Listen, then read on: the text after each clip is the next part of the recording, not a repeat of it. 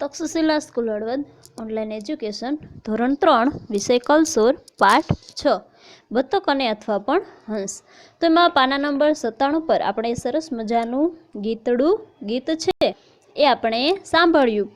તો હવે એ ગીત છે કે સિંહને બટકું ભરી ગયેલ, ઘેટાથી સિંહણ ડરતી, સાચી હોય કે ખોટી, દુનિયા સપનાની બહુ ગમતી. તો આવું સરસ મજાનું બાળકોને સપનું આવ્યું.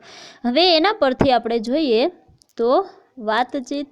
અહીં આપણને પ્રશ્નો આપેલા છે. તો વિદ્યાર્થી મિત્રો, તમારે એનો જવાબ આપવાનો છે. પ્રશ્ન 1, તમને આ કવિતામાં સૌથી વધુ શું ગમ્યું? તો અમને સપનામાં જે કીડી બહેન પાણી ભરીને આવતા હતા તો એ અમને વધારે ગમ્યું. બીજો પ્રશ્ન, તમને કેવા કેવા સપના આવે છે? તો વિદ્યાર્થી મિત્રો, તમારે જણાવવાનું છે કે તમને જેવા જેવા સપના આવતા હોય એ અહીં લખવાનું છે. ત્રીજો પ્રશ્ન, તમારે કોઈ એક સપનું બધાને સંભળાવો. તો તમારું કોઈ એક સ્વપ્ન હોય, જેમ કે તમને બીક લાગી હોય, ડર લાગ્યો હોય, એવું કોઈ સપનું હોય તો સંભળાવવાનું. કોઈ સ્વપ્નમાં બહુ મજા આવી હોય તો એવું સપનું હોય તો એ સંભળાવવાનું. તો આ રીતે તમારે કોઈ સપનું છે બધાને સંભળાવવાનું. ત્યારબાદ કવિતાને આધારે સાચો વિકલ્પ પસંદ કરી વાક્ય પૂરું કરો. ઉદાહરણ જોઈએ કે ઘેટાએ સિંહને બટકું ભર્યું. હવે અહીં સંયોજકો આપેલા છે કે તેથી અને કે. તો એમાં જે સાચું સંયોજક છે એ રાખવાનું અને અહીં જે 3 વિકલ્પો આપ્યા છે એ વિકલ્પોમાંથી સાચો જવાબ કહેવાનો. જેમ કે જવાબ આપેલો છે ઘેટાએ સિંહને બટકું ભર્યું, તેથી. તો અહીં કયું આવ્યું સંયોજક? તેથી સિંહણ નાસી ગઈ. તો એ રીતે આપણને અહીં બીજા વાક્યો આપેલા છે. તો એમાં અહીં આ જે ખાલી લાઈન આપેલી છે એમાં લખવાનું છે. પહેલું, સપનાની વાતો નકલી હતી. સ્વપ્નની વાતો નકલી હતી અને એમાં શું આવશે? છતાં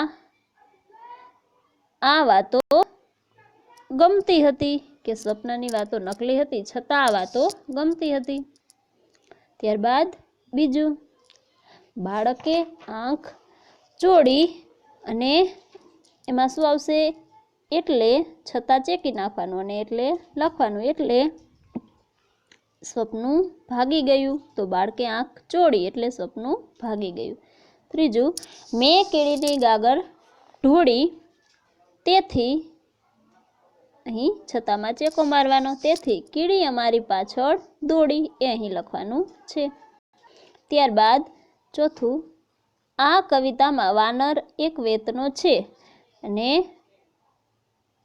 શું કરે છે? ચી ચી કરે છે. તો આમાં અને આવશે અને કે છે એ ચેકી નાખવાનો. કે આ કવિતામાં વાનર એક વેતનો છે અને ચી ચી કરે છે અહીં લખવાનું.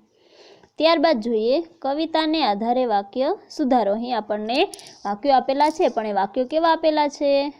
ખોટા. તો એ વાક્યો આપણે સુધારી અને અહીં ફરીથી લખવાના છે.